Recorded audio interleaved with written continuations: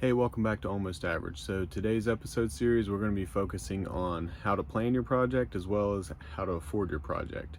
Now, I have a new car that's essentially bone stock, no mods whatsoever, so we'll be able to build on that platform. And I also have some updates on Donnie, so stay tuned.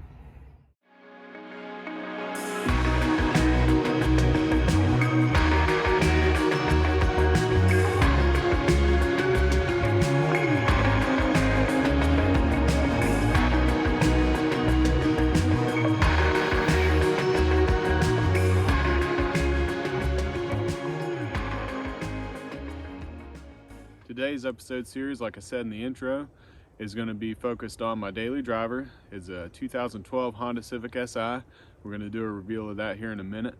If you're a previous subscriber, you're probably wondering why the hell I'm standing out here by a frozen river. That's because my location has changed. I accepted a job about 3 hours north of where I used to live with a big garage where most of the Donnie project took place. I no longer have a garage. I'm working outside and this is what we got to work with. So most of the projects going forward are going to be done out of my driveway, which is something I'm really used to. That's how I got started as a mechanic, wrenching out in the driveway, just using what I had. So it's kind of going back to the basics for me and changing it up for the channel for you guys. Now, going back to the Donnie situation, I still own the garage. Donnie's in storage down there. Just at this point in time, it's not really feasible for me to bring him up here, have him sitting out in the elements and things like that. So I'm gonna have to continue that project at a later date. I'm sorry I left you guys hanging on the Donnie project. I just got kind of wrapped up in home life and things going on. It's really hard to juggle 3 or 4 different projects at once and things like that. You'll see on the intro the Subaru. That's another project that I was building at the time. So kind of had several things happening all at once. So that's basically the backstory. Now let's move over to the Honda, check it out, and go forward from there. Yeah, I don't know how to end these things. I just want to ramble, keep talking. Here's the Honda. Over there, up here. I don't know.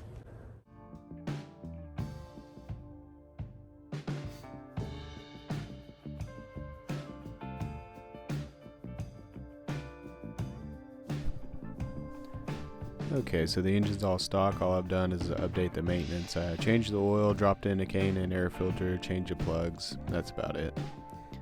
I tinted the fog lights, added rain visors, and painted the wheels.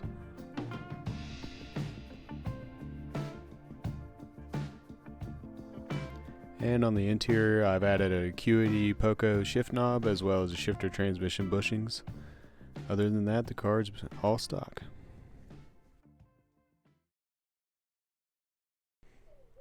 So wheels and tires are always a great starting point to modify your vehicle.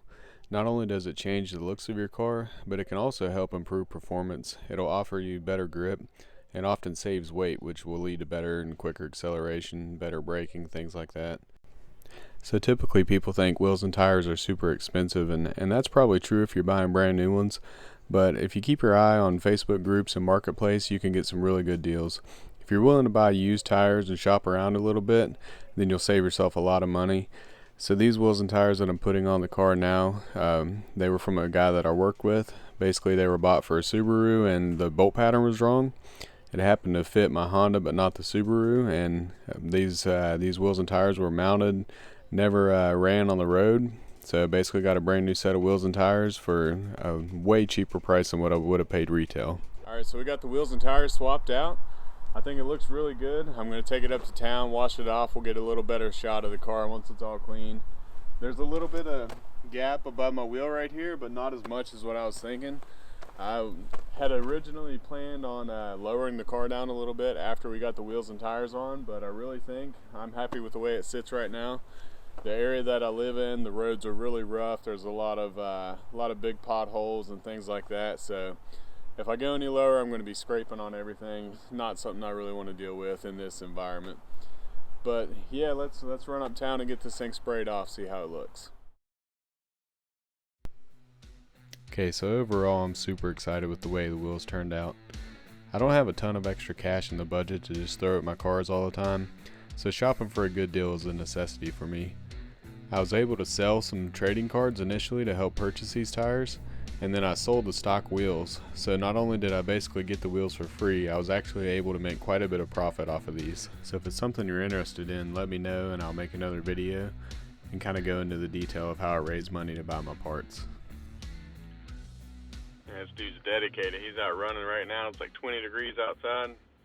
Not me, man. Not me. Stock wheels and tires. So I listed them on Facebook Marketplace last night after I swapped them out. Literally within a few hours had 5 or 6 people interested. Was able to sell them relatively quickly.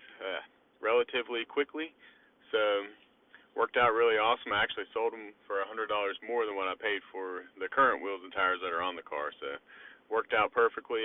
We can use that money now to go towards the exhaust. And there's another module that I'm going to be buying, and what that is, it's kind of a mod, I guess you would say, but really it's for the functionality of the car. So it's a tire pressure monitor delete, I guess you will, or a bypass. So what happens is, let me spin the camera. Okay, so not only do you get the light, but you also get this nice little message up here to check your monitor system.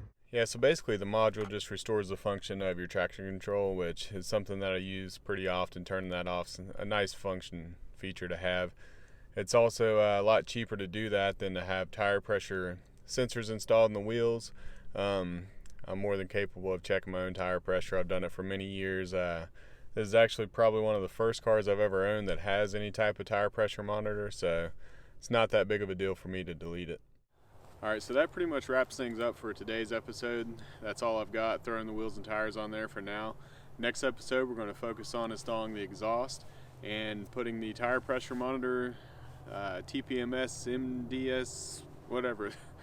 I can't remember what it's called exactly. I'm going to post a link below. You guys can check it out. There's a gentleman on the 9th generation Honda Civic forum that I follow that builds these things. Is a super awesome guy, awesome service that he's offering to the 9th gen community. So check out that link below if you want to know more about the tire pressure monitor delete system, Super 5900, whatever it's called. Yeah, that's about it. Thanks guys. Tune in next time.